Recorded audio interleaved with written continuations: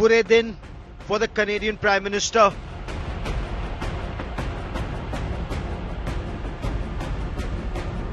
Allies angry, nation annoyed.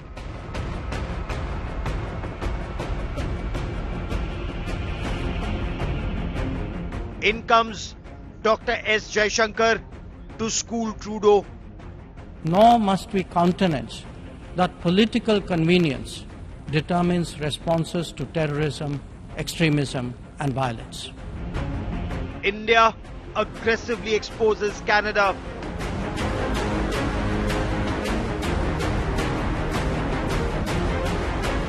Crackdown begins. Canada feels the heat.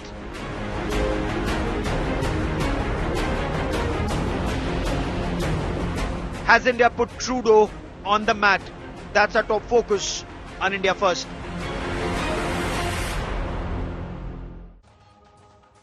So it's day 8 of that bizarre claim of the Canadian Prime Minister Justin Trudeau talking of credible allegations of a possible link of agents of India and the killing of Khalistani terrorist Hardeep Singh Nijjar in Canada. No proof given. No proof given to India even today. In fact, External Affairs Minister Dr. S. Jaishankar in the United States said, if there is something specific, something relevant, show it to India. But as opposition leader in Canada, Pierre Poilievre asks, where is Justin Trudeau? Under what rock is Justin Trudeau hiding? And no response. I'm Gaurav Sawant. India puts Trudeau on the mat. What next for Canada? We debate. But first, as always, the headlines. Horrific video from Ujjain in Madhya Pradesh stuns the country. 12-year-old walks semi-naked and bleeding, begging for help. She's sadly shooed away. Child rights panel sends a notice to the Madhya Pradesh police. Trouble mounts for Arvind Kejriwal. CBI orders a preliminary inquiry into Delhi Chief Minister's house renovation. Aam Aadmi Party says this is the BJP trying to destroy Arvind Kejriwal.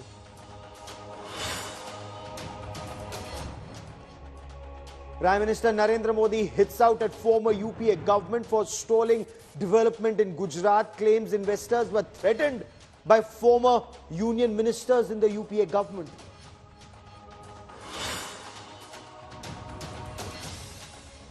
Gold rush for India at Asian Games continues. India's Manu Bhaker, Isa Singh and Rhythm Sangwan win gold in women's 25-meter pistol team event. This is the 5th gold for India.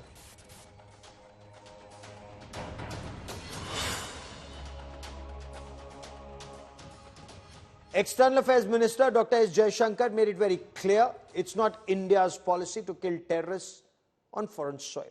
He also exposed Canadian Prime Minister Justin Trudeau saying, if you have something specific, if there is something relevant, that evidence must be shown to India and New Delhi will look at it. Speaking in the United States, he also exposed Canada's double speak on terrorism. Despite India repeatedly giving Canada information and dossiers and virtually badgering Canada, no action was taken against terrorists on Canadian soil. Terrorists, extremists and gangsters. We bring you our top story. You also have to appreciate, Ken, that in the last few years, Canada actually has seen a lot of organized crime, relating to, the secessionist forces, organized crime, violence, extremism. India calls a spade a spade. Canada providing a safe haven for some of India's most wanted individuals. This includes gangsters and terrorists. They're all very, very deeply mixed up. So, in fact, we have been, talking about specifics and information. We have actually been badgering the Canadians. We have given them a lot of information about organized crime leadership, which operates out of Canada. There are a large number of extradition requests. There are terrorist leaders who have been identified. India asserts its stance firmly. In the midst of an escalating diplomatic dispute with Canada, External Affairs Minister S. Jaishankar has forthrightly expressed India's views at the United Nations and outside in New York. Selective actions in the name of preserving territorial integrity and internal affairs not acceptable. Nor must we countenance that political convenience determines responses to terrorism, extremism, and violence. Similarly, respect for territorial integrity and non-interference in internal affairs cannot be exercises in cherry-picking. When reality departs from the rhetoric, we must have the courage to call it out. Canada has pointed fingers at India over the murder of Hardeep Singh Nijjar, designated as terrorist by India. We cannot bend the rules of state-to-state relations for political expediency, because we've seen and continue to see the extent to which democracies are under threat through various means of foreign interference. India has made it abundantly clear that it rejects any form of diplomatic dominance in shaping international rules.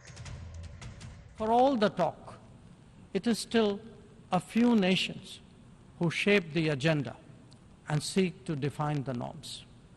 This cannot go on indefinitely, nor will it go unchallenged. A fair, equitable, and democratic order will surely emerge once we all put our minds to it. And for a start, that means ensuring that rule makers do not subjugate rule takers. After all, rules will work only when they apply equally to all. However, India, while rejecting Canadian allegations, remains open to examining the Nijjar case if Canada can provide substantial evidence. One, we told the Canadians that this is not the government of India's policy. Two, we told the Canadians saying that, look, if you have something specific, if you have something relevant, let us know. We are open to looking at it. So, but to understand the context of it, in a way, because the picture is not complete without the context in a way. India rejects any attempts at diplomatic manipulations while remaining open to dialogue and cooperation. Bureau Report, India Today. External Affairs Minister Dr. S. Jaishankar virtually schooled Justin Trudeau with facts. But as opposition leader in Canada, Pierre Poilievre asked, which rock has Justin Trudeau crawled under? Where is Justin Trudeau after making those baseless allegations against India?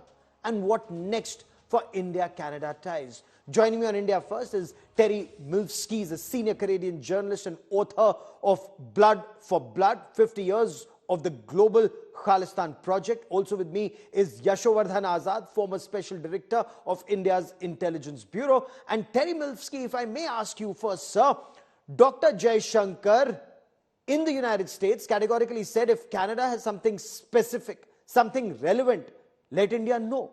India is open to looking at it. Canada, it seems, sir, has given no evidence to India to back Justin Trudeau's claims of credible allegations of a potential link. Yes, and I know that's the Indian story. However, I'm not sure whether I believe it. Somebody isn't telling the truth here, and it may be the Canadians. Because the Canadians have been saying for some days now that, well, wait a minute, we went to, at the official level, we went to the Indians and told them, look, this is what we got. It suggests that one of your guys might have been involved in this murder. Work with us to resolve this case. And they say, the Canadians say, that at no stage did those Indian officials that they were dealing with before the G20, before the Trudeau-Modi meeting, that none of the officials denied the allegations that were involved here.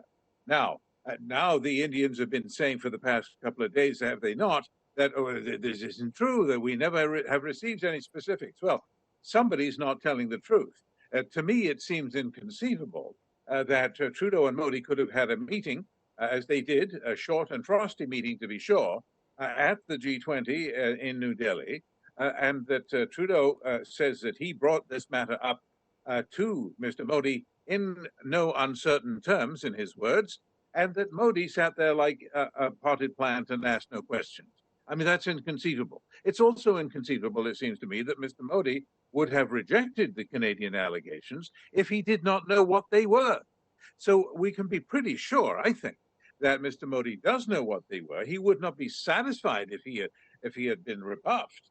He wouldn't have accepted that. Well, you've got to tell me what your evidence is. Yes. I mean, of course he would have asked that. So we're in a situation where this is tit for tat denials. You didn't tell us. Oh, yes, we did. Well, it doesn't really help the rest of us. It doesn't change the fact that Indians rightly believe it's the obligation is on Trudeau to reveal his cards, show the evidence. And for Canadians too, both Canadians and Indians are being, I believe, shortchanged by their politicians, not telling us what's going on here. Oh, we want to know what the evidence is. Absolutely. Indians we deserve and to Canadians. know. We deserve to know. And Yashovardhan Azad, India insists no evidence shared so far. So even if there are intelligence inputs that was shared between Five Eyes partners, is that sufficient for a prime minister of a country like Canada to stand up in parliament and directly blame India?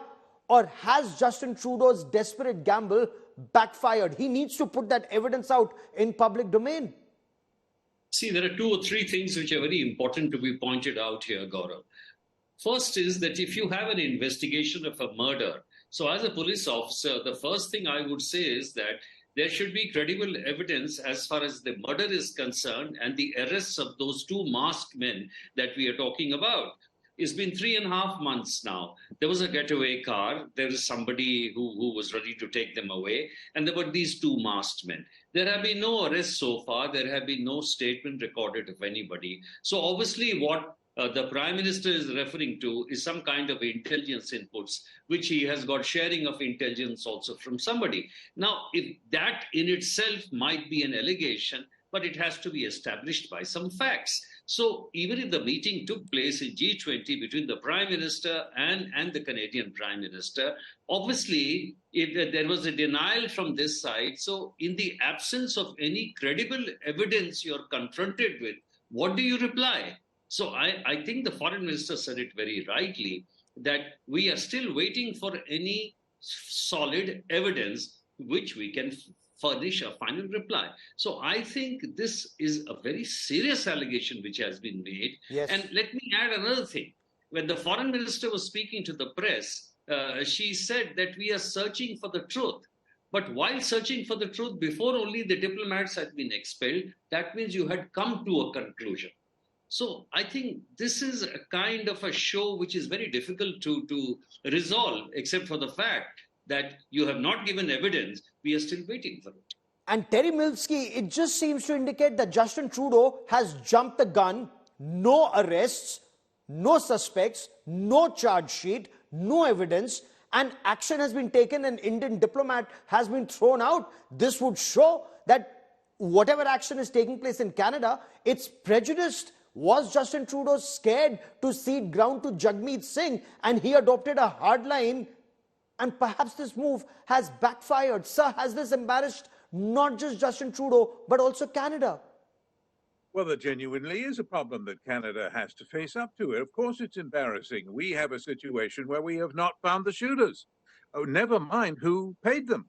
I mean, we're announcing the results of the investigation when we don't have suspects, at least at that level, at the operational level. I mean, the guy, this is a contract hit we're talking about. Those 5 or 6 guys didn't decide that they had a beef with Mr. Niger, let's do it on our own behalf. No, they were working for somebody. And the original theory, as you recall, was that it was a gangland hit of some kind, revenge perhaps by Rapudaman Malik's camp. He was assassinated a year ago. So I won't get into that now, but my point is that yes, Canada certainly has some weaknesses here, and that is certainly one of them, that they haven't even found the shooters. In the Malik case, for example, it took no more than about 10 days to identify the shooters. They still haven't got who paid them either. But this all has to be unraveled. This all has to be laid out in public to persuade publics in India and in Canada. This is what this is about. Either Trudeau is blowing smoke or he's not. Either he has got evidence that is going to persuade the public that India did countenance this, or alternatively, that maybe it was somebody who was acting unofficially. We've seen, for example, official statements from the Indian side today saying, I've seen one saying, well, there was absolutely no truth at all that any Indian intelligence agency was involved. Okay, well, what about all of the other agencies? It doesn't exclude the others. It just says intelligence agencies. And then what about the statement of Mr. Jaishankar that this is not India's policy? Well, lots of things happen that aren't India's policy. Presumably, India might say, if we find that there is something to this, India might very well say, well, but it was against our policy. It was unofficial. We didn't know this guy. He wasn't acting for us. Never liked him anyway, whatever. Fair enough, but You can see we could go that way. In all of that, the onus is on Justin Trudeau. The onus, Yashovardhan Azad, is entirely on Canada. So they've taken action. They've sent back our diplomat. And unfortunately, they've taken no action against people like Gurpatwant Singh Pannu or others who are spreading terror in Canada, intimidating Hindus in Canada. Is all of this a smoke screen? Is Justin Trudeau perhaps, and Terry, I'll come to you, sir, to respond to that also. Is inflation the problem in his country? Is housing the problem in his country? And is all of this just diversionary tactics? Mr. Azad, you go first, and then Mr. Milsky. Gaurav, just now, Mr. Milsky mentioned a very important case also, that is the murder of Riputaman Malik. Yes. And soon after Niger, there was another murder of the Shardul. So that's right. These two cases, as we are talking about, these are also results of inter-gang rivalry. So how is the case of Niger any different? And I'm talking as a professional policeman. When you're talking about a particular murder investigation, then you have to give the threads of investigation, and you also have to give the present report of that investigation as to what you have arrived by way of evidence, whether it's a kind of a statement which is there from somewhere. Now, what has been derived so far is a kind of a metadata. There's a huge amount of intelligence, Gaurav, which is collected by the Americans or the English, from CGHQ and it's a huge amount of metadata, who's talking to whom and who's talking to whom. Now, do you ferret out actual, evidence in a particular murder case? If you're not, then you're discussing this at a purely political level, which should have been discussed sans noise, sans public platforms, and discussed between two governments. So this is a very important thing which was missed by the Canadian government. And the last point I just want to mention is there is a mountain of evidence against Niger or other people. Yes. The impression which the Khalistanis are given in Canada is that a lot of things are happening in Punjab. Nothing is happening in Punjab at all. In fact, let me tell you, there is not an iota of impact of Khalistani activities in Punjab, except for the fact that the machinations which have been engineered from Canada are leading to murders like, Sidhu Moosewala and things like that. And that is why the act today by the government of India of seizing the assets of these Khalistani is a very good step, because this will add to the dossier and at least convince the governments the criminal activities which are happening here in the name of Khalistan. But, journalists and authorities like Terry Milsky, they've been trying to tell Canada of what the Khalistanis have been up to right from the bombing of Kanishk. And unfortunately, governments in Canada have chosen to turn a blind eye. Mr. Milsky, why would you think Justin Trudeau did what he did if there was no evidence? Well, firstly, I don't think he would have done what he did if there was no evidence. I can't believe that. It would be absolute madness. It would be suicidal as a political matter. If he has no evidence, and we're pretty soon going to find out whether or not he does, then he's finished in politics, and his prime ministership will be history. But as for the question, which I think is a good one, about what about, we've got lots of evidence on Pannoon and these other characters that should be in the conversation here. Absolutely. I mean, that is at the heart of the conversation, in my view, that Canada for 40 years absolutely has been tolerating, has been permissive, has been looking the other way and refusing to use their freedom of speech to denounce these activities, by which I mean not just free speech, having a nice vote in a referendum, but I mean beyond free speech into the realm of the incitement of violence and the glorification of terrorism, which has been outlawed in most other sensible countries, but not in Canada. We don't have what the British, for example, have a prohibition making the glorification of terrorism a criminal offense. In Canada, by contrast, you can put a great big glamour photo of the Kanishka bomber on the side of the Gurdwara with ceremonial sword and ornate turban. It's a glamour shot. It's a martyr poster honoring and revering the worst mass murder in Canadian history. Well, this has got to be the subject of law. Canada has to move on all of that. Absolutely. That would indicate to the Indians, I believe, that we're looking for a better relationship and that we're prepared to recognize Indian concerns. And at the same time, the Indians need to recognize that on this side of that line of inciting violence, where it is merely freedom of speech, that the sophisticated approach on the Indian side would not be to bang the table and say, lock them up, for freedom, for freely expressing their political wishes. That's not going to happen. No Western democracy, I'm sorry to tell you, is going to abolish freedom of speech to please the Indians because it would be convenient. But so isn't that an unfair criticism? Nobody's saying abolish freedom of speech, but threatening Hindus in Canada, saying leave this country or Kanishka bombing, Mr. Azad, that clearly cannot be seen as freedom of expression. So it's my expression, as these Khalistanis would say, I bombed 330 people off the skies, and Canada says freedom of expression. Gaurav, let me tell you, I would like to bring your attention to the strike of the truckers in Canada, where a very tough action was taken by Trudeau. And so when it's a question of something happening in Canada, something a little disruptive, then a very firm action is taken. Yes. But when you have secessionist activities going on against a particular country, then I think a friendly country, a democratic country needs to react.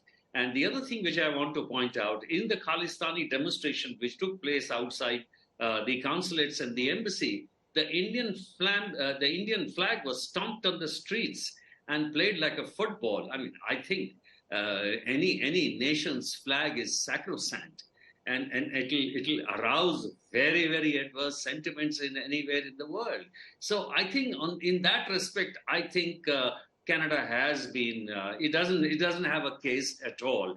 And Canada better come up and start living in the 21st century. Yes. and seriously understand that one man's terrorist cannot be another man's freedom fighter, and that terror be intellectual cover fire be given to it in the form of freedom of expression. But this is one debate that we shall continue to have perhaps over next several days and weeks till Canada sees light. But as always, Mr. Terry Milvsky and Yashovardhan Azad for joining me here on India First. Many thanks.